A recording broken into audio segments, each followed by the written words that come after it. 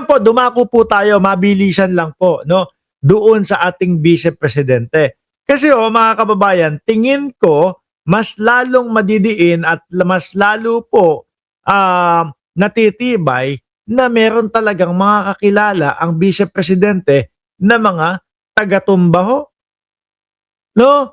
Na hitman ho, mga kababayan. Bakit po? Dahil doon sa mga pahayag niya nung mga nakaraang araw lang po doon sa The Hague, mga Boss Chief Amuser, no? Na pag merong kabit, o yan, mag-hire ako ng hitman. 5,000 lang ang hitman, no? Ipayari ko yung kabit ng misis ko. Alam niyo ho, nagtataka ako sa kanila, mga kababayan. Sa bawat buka ng kanilang mga bibig, sa bawat kanilang mga pagsasalita, lagi pong patayan. Ano? Biruin nyo, mga Boss Chief Amuser, ang init-init ng impeachment at ang pinag-uusapan is kung meron bang kausap na hitman o taga-patay ang Vice Presidente. Tapos ito yung maririnig mo, makikita mo sa mga social media, sa mga balita, na 5,000 lang ang hitman. Oh, Sara Duterte. Ngayon, syempre, ang iisipin, naku, talagang meron yata talagang nakakausap na itong mga ito kasi alam nila kung magkano presyuhan. At parang ganun lang ka sa kanilang magbitiw ho ng mga salita, mga kababayan. O di sa tingin ko, mas lalo pong ikakalubog ng ating Vice Presidente, mga kababayan. Ang pinaka nakikita kong mahihirapan po talaga ang depensa na mailusot po doon sa impeachment nila, mga bossing, ay ayan po, yung pagbabanta ng Vice Presidente sa buhay ng Pangulo, asawa ng Pangulo at pinsan ng Pangulo, mga Boss Chief Amuser. Yun. Kasi yun yung mismong nakita na panood po natin doon sa mga live video ng Vice Presidente po. Ngayon, paano mo itatanggi yun? Kaya po tingnan nyo ho, Shiro Kansaki, no? Tingnan nyo ho ang style o estilo ng mga manananggol o mga lawyer ni Vice Presidente. Puro pamimiloso po na lang po ang kanilang depensa. Puro pagpapabagal na lang po, mga kababayan, ang kanilang depensa. Ano po? At makita nyo din po, mga Boss Chief Amuser, miski po yung mga senator judge, nakakampi nila. Di ba puro panliling lang na lang po yung mga katanungan nila?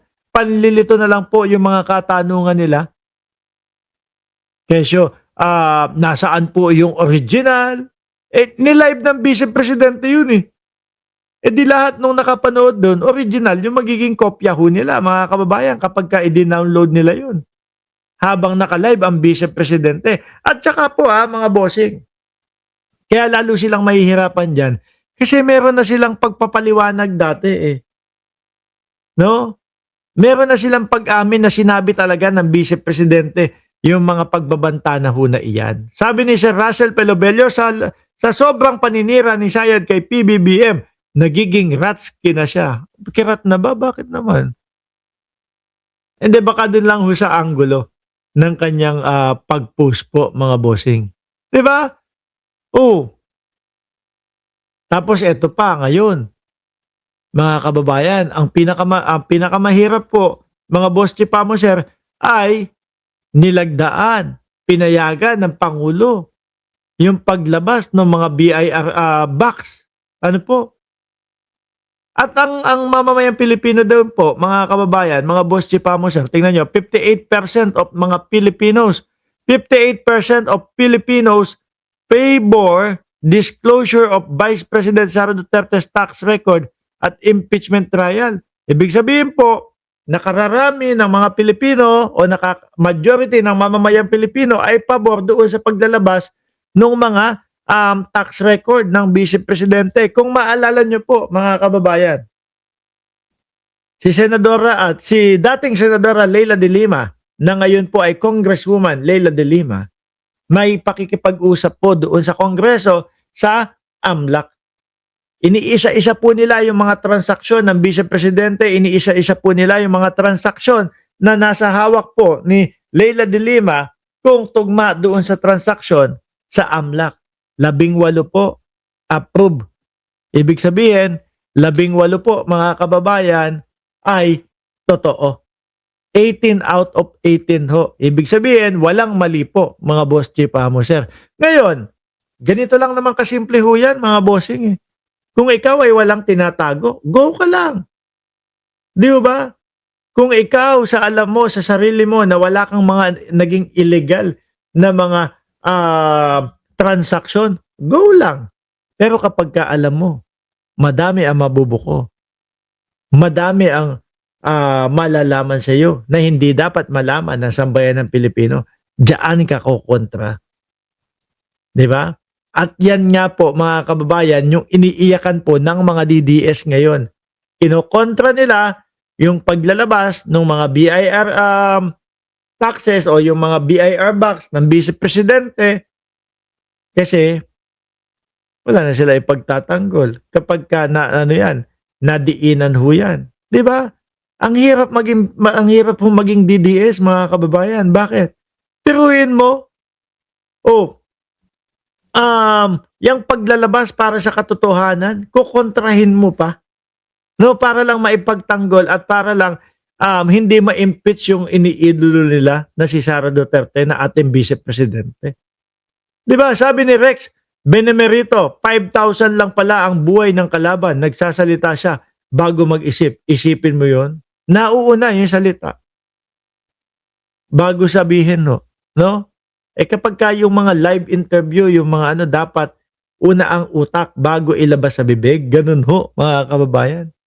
No? Kagaya na lang isa